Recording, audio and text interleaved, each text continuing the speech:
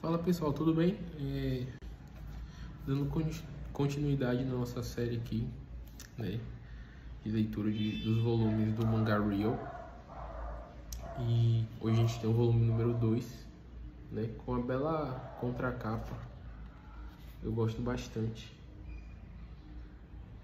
Se eu não estiver enganado, no primeiro vídeo eu sou muito ruim com nomes, então eu tava chamando o Togawa de Kagawa, né? Então nós temos o Togawa e eu preciso lembrar que o nome dele é Togawa. E nós temos o Nomiya, creio eu, Nomiya, como um dos protagonistas. E só para recapitular, né? O que acontece com o Togawa, que é o nosso primeiro protagonista cadeirante apresentado, né? A gente já sabe que aparentemente durante a obra teremos um outro. Mas o Togawa, ele fazia parte de um outro time, ou de um time na verdade, de basquetebol, de cadeirantes, que é o Tigers. E ele estava afastado, expulso desse time porque ele teve uma discussão, né? Ele brigou com um dos companheiros. Fisicamente, ele socou um dos companheiros durante uma partida por conta de desavenças, né? Era uma partida, eles estavam perdendo. O Togawa é muito competitivo, eu me compadeço dele, assim, nesse aspecto. Enquanto o companheiro dele meio que estava rindo, levando a partida na brincadeira mesmo, como diversão. E aí a gente vê que ele se irrita com esse companheiro, porque ele acredita que o companheiro não está levando a sério, né? Ele soca esse companheiro no momento ali de alvoroço e acaba sendo afastado, né? Acho que é interessante porque a gente tem uma construção para esse retorno dele, né, ao time, onde ele precisa quebrar um pouco com o orgulho dele, né, com essa coisa de gente meio cabeça dura que ele tem. E isso é simbolizado no mangá, no volume 1, através de como ele e o Nomiya eles estavam jogando partidas, né, 2 contra 2, apostado contra outras pessoas, principalmente em bairros ricos no Japão, né, para conseguir dinheiro. E aí eles estavam ganhando, fazendo muito dinheiro, até que aparece um outro personagem, um personagem novo, um intercambista, que também é cadeirante. E ele, no 1 contra 1, ele se mostra muito bom, né? Ele ganha tanto do Togawa quanto do Nomiya. E aí o Nomiya, ele acaba tendo a sua maré de sorte encerrada, né? Esse ponto. Já que temos um simbolismo assim muito parecido. Obviamente, cada um para cumprir um papel diferente, mas muito parecido tanto para o Togawa quanto para o Nomiya, já que eles juntam esse dinheiro no intuito de tirar a habilitação deles, né? O Togawa, muito porque ele se sente como um fardo para uma colega de infância, que se tornou auxiliar do clube. Então ele acha que ela faz tudo por ele, ela comprou um carro maior, meio que adaptado para ajudar ele, né? Ele acha que é por isso. Então tem todas essas questões. Então ele quer meio que tirar essa habilitação para demarcar para ele mesmo uma mudança, sabe? Seja uma mudança de ares, de perspectiva, de personalidade, quanto para também quebrar com essa coisa de como ele usa essa armadura, né, para se proteger e para afastar as pessoas. Então ele faz isso como uma demarcação, enquanto pro Nomiya ele já vinha na verdade tentando tirar a habilitação, mas estava reprovando sempre pelo trauma dele de ter causado um acidente que resultou, né, em um estado de deixar uma garota em estado paraplégico. E essa garota, a gente descobre no primeiro volume que ela se mudou, ela foi para outra cidade, que é um pouco longe, assim, um pouco mesmo. Então ele não tem o dinheiro para pagar essa passagem para ir para lá, porque é muito caro as passagens para esse local. Então ele decide que ele quer tirar a habilitação também para isso, sabe? Para poder visitar essa menina, porque ele tem um senso de responsabilidade com ela. e de dívida, tanto para romper também com esse medo, né, com essa insegurança, com esse trauma que ele tem. Então eu vou estar lendo aqui o volume número 2 e depois eu volto, né, com minha opinião, minha review. Vou tentar deixar umas imagens, assim como no primeiro vídeo também.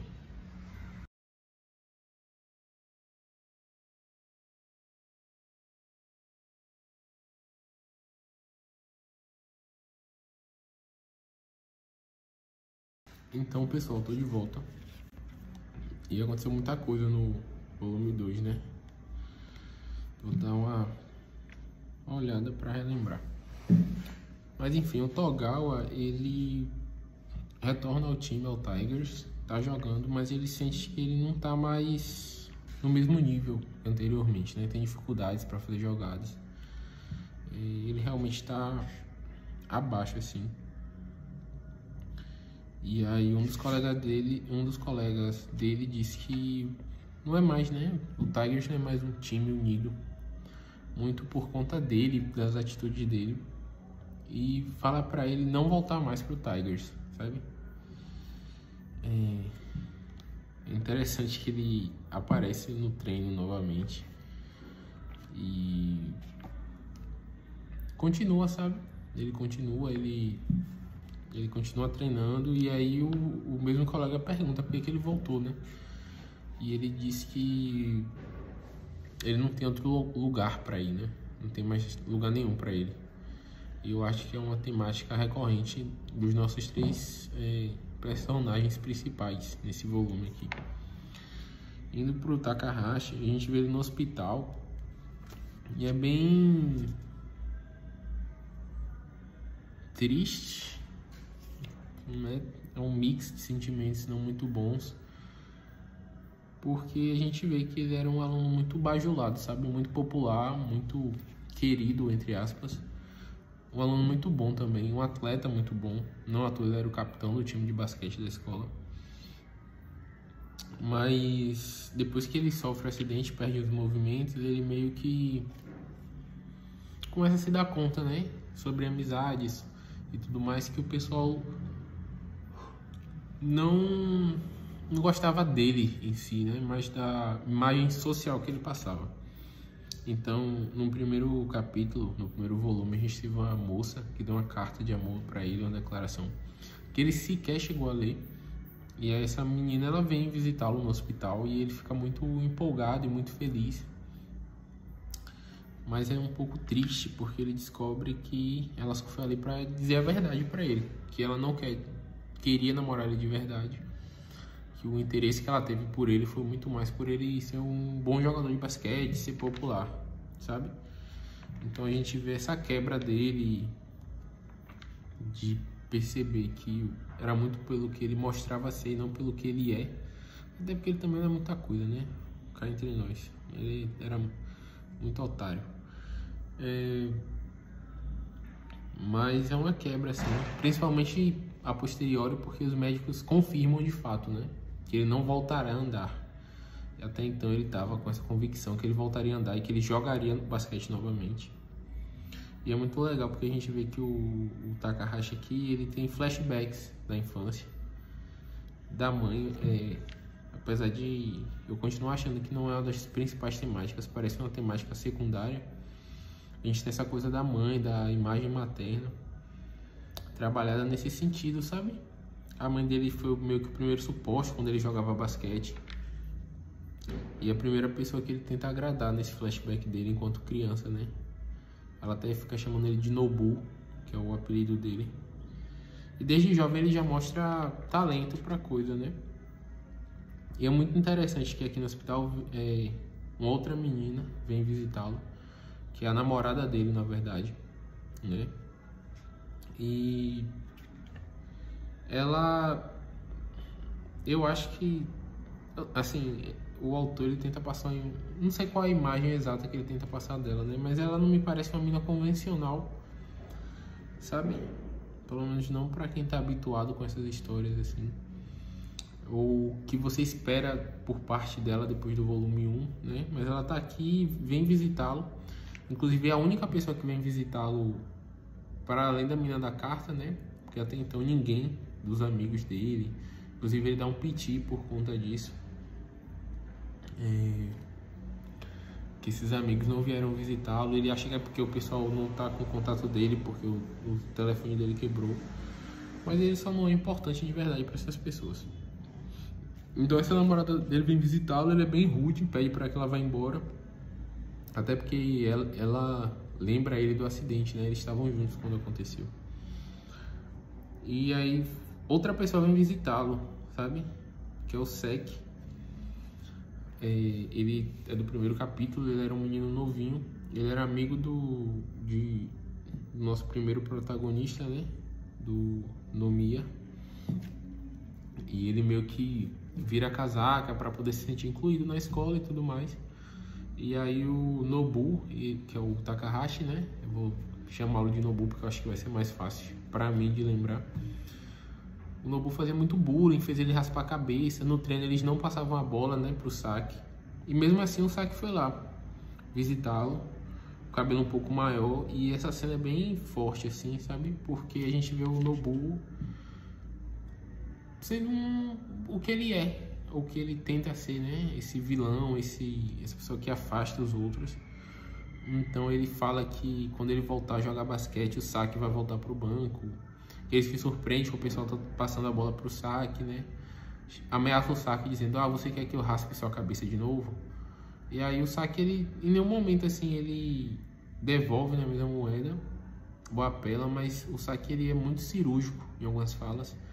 Quando ele só solta a informação assim, né? Tipo, a gente tem um novo capitão. Esse novo capitão, o nosso novo número 4, né? Que dá a entender que o número 4 é o número do capitão. É outra pessoa, e isso mexe muito com o Nobu, assim, ele fica bem abalado, né?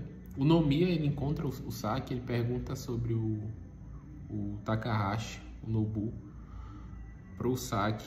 O Saki fala que ele continua igual, a diferença é que só que ele emagreceu um pouco, né? O Nomiya ainda não foi visitar o Nobu, mas a gente tem esse paralelo, assim, que todos estão ligados pelo basquete de alguma forma, né? O Nobu, ele recebe o choque dele, e essa temática do abandono, não do abandono, perdão, mas assim, do não local, né? Da não casa, do não abrigo, do não pertencimento, ele passa pelos 3 personagens aqui. E agora a gente vai pro Nomiya, onde ele vai assistir o último jogo da escola dele, né, da antiga escola que ele abandonou. Ele já tem 18 anos, mas ele abandonou a escola lá no volume 1. Então ele, ao mesmo tempo que ele assiste o jogo, ele vai tendo flashbacks, curtos flashbacks da época que ele treinava, do quanto ele se dedicava ao basquete, do quanto o basquete era importante para ele, do quanto ele era um jogador importante. E isso vai mexendo muito com ele, sabe? De como ele tá vendo a partida de basquete, o time dele perdendo, sendo a última partida do time. E é quase como um funeral para ele, sabe? Porque isso denota que não tem mais aquele local que ele tanto amou, não existe mais, né? É pesado assim, é triste falar assim, né? Mas acontece na vida. Mas esse local é esporte, pode ser uma pessoa, pode ser um relacionamento, pode ser muita coisa, né? A gente tem até uma fala do Nobu, do Takahashi aqui, referente a essa mesma partida. Ele tá conversando com a enfermeira, e a enfermeira pergunta: é a última partida do time, o time que vocês estão enfrentando é forte? E o Takahashi responde: eu não sei, mas eu espero que eles percam, né? Isso mostra o quão egoísta e egocêntrico ele é, né? A gente vê também, voltando pro Nomiya, assistindo o jogo, ele vê que a camisa dele, que era a camisa 8, já é de outra pessoa, né? O quanto ele era rápido, o quanto ele se dedicava, e acabou, né? Tipo, todo aquele trabalho foi pra onde, né? Resultou em quê? Então é bem forte, assim. O Togawa, nosso protagonista, aparece novamente aqui, porque ele conseguiu a carteira de motorista, então ele faz questão de mostrar pra menina Azumi, se eu não estiver enganado, que é aquela que se dedica a ele, que aparentemente eles têm um flerte assim desde a infância, muito bacana. E a gente vê o Togawa jogando um outro jogo, onde nesse jogo ele já tá bem melhor, né? Já tá conseguindo fazer pontos, mas é contra o Dreams, que é um time bem forte, muito forte, e que tem 2 jogadores que jogam na seleção japonesa, né? De basquete paralímpico. E esses 2 jogadores eles não estão em quadra, mas o Tigers, né, que é o time do Togawa, tá indo muito bem, o Togawa tá jogando bem, eles estão ganhando. E a gente tem um flashback da infância do Togawa, assim, que bem resumidamente, para não ficar muito grande o vídeo, mostra como o pai dele queria que ele fosse pianista, né? O sonho do próprio pai era ser pianista, ele não era bom o suficiente, então ele deposita esse sonho no filho, faz o filho treinar, ir a concertos. Não existe espaço na vida do filho para outra coisa, além da escola e do piano, né? Não existe espaço para o esporte, mas o Togawa, ele gostava muito de correr. Ele era um velocista. Então a gente vê um pouco desse período de crescimento, onde ele já é amigo da Azumi, ou já se conhecem pelo menos. Ele revelando para o pai que ele queria correr, o pai não aceitando muito bem, mas com o tempo o pai até começa a aceitar, né? Ele começa a pensar que talvez o filho nunca amou tocar piano. O filho dele começa a correr, mostra que tem talento e dom para isso. E aí é quando começa também um pouco mais essa clareza do flerte dele com a Azumi, né? E ele tem muito, pelo que a gente vê aqui, ele tem muito disso, né? De colocar objetivos para poder realizar outras coisas. Então, um dos objetivos que ele coloca é: quando eu tirar a carteira, eu vou poder sair do meu casulo. E aqui, enquanto criança, ele coloca isso, né? Quando eu vencer a barreira dos 11 segundos, enquanto um velocista de 100 metros, eu vou falar para a Azumi que eu gosto dela. A gente vê que ele treina bastante, ele é muito dedicado, ele realmente gosta de correr, mas a gente vê que ele começa a ter espasmos e dores e muitos problemas na perna, que aparentemente não são graves, assim. Ele chega aí ao médico, no meio de um treino ele passa mal. Ele chega ao médico, mas não acusa nada, ele começa a pensar que pode ser algum problema ósseo dele, né? Então o treinador proíbe ele de treinar por 3 dias, ele volta muito dedicado. O próprio treinador fala, né, que a barreira dos 11 segundos já não é mais um sonho, né? É uma realidade que ele pode alcançar, que é quebrar essa barreira. E aqui a gente tem uma parte complicada, porque a gente vai vendo essa dor na perna dele piorando, ele escondendo isso cada vez mais, até que ele vai, com 14 anos, correr uma corrida. Ele sente que aquela corrida ele consegue quebrar a marca dos 10 segundos. Ele arranca, tá tudo indo bem, ele tá avançando, né? Ele tem esse pensamento: eu estou avançando, tá tudo tranquilo. E aí a gente tem uma cena muito forte, onde, assim, metaforicamente, a perna dele é destroçada, sabe? E aí ele descobre que ele tem uma doença que é o osteosarcoma, né? Osteosarcoma, não sei falar. E acaba o volume 2 dizendo, né, que essa doença dele foi a última corrida dele, com 14 anos, sob um céu azul que era tão azul que chegava a doer os olhos. E é isso, muito bom volume, introdução do passado de alguns personagens. Não gosto do Nobu, mas eu sei que eu vou simpatizar com ele no futuro. O Togawa, ele é muito complicado assim também, mas eu acho interessante como até então os 3 protagonistas compartilham da mesma temática, né? Mas com subtemas e subgêneros e detalhes que expandem mais, né? Nesse caso, o de não pertencer, ou de desejo de pertencer a algum lugar, ou algo que acontece muito quando você faz essa transição da adolescência para a vida adulta, que é não saber direito para onde ir, o que fazer, né? Então, muito bacana. O Togawa, ele parece um pouco mais encaminhado, né? Mas também o único ambiente que ele pertence é um ambiente que aparentemente ele não é tão bem-vindo, ou que ele não consegue colaborar para que seja um ambiente mais saudável, mais acolhedor, porque ele é bem rigoroso consigo. O Nobu tá passando por todas essas mudanças, né? Nobu / Takahashi, essa questão, e o Nomiya tá perdido, né? Abandonou a escola no último ano, não consegue ficar em nenhum emprego, é muito brigão, é um delinquente, né? Então a gente tá numa fase perdida dos nossos personagens. Mas é isso aí. Vou botar algumas imagens soltas durante o vídeo aí, mas, né? É isso. Tchau, tchau, pessoal. Valeu.